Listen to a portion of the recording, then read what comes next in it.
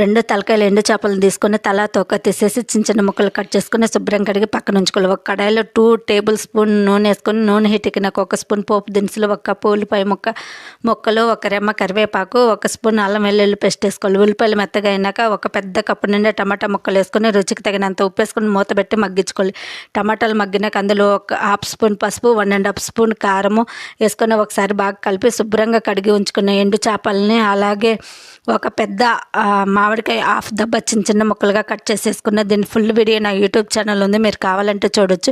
ఇలా వేసుకొని కలుపుకొని లో ఫ్లేమ్లో మూత పెట్టి ఒక 5 మినిట్స్ మగ్గించుకోవాలి. తర్వాత ఇందులో 1 టీ గ్లాస్ వాటర్ పోసుకొని ఇంకొక 5 మినిట్స్ చేపలు మగ్గేంత వరకు మగ్గించుకోవాలండి. ఈ విధంగా తొందరగానే మగ్గుతాయి. ఇలా మూత పెట్టి మగ్గించుకున్నాక చూడండి మన చేపలు కూడా బాగా మెత్తగా ఉడికినాయి. ఇప్పుడు ఇందులో 1 స్పూన్ ధనియాల పొడి వేసుకొని దింపే ముందు కొత్తిమీర వేసుకొని ఒక 2 మినిట్స్ మగ్గించుకొని సర్వ్ చేసుకుంటే ఎంతో టేస్ట్ అయిన ఎండు చేపల మామిడికాయ కర్రీ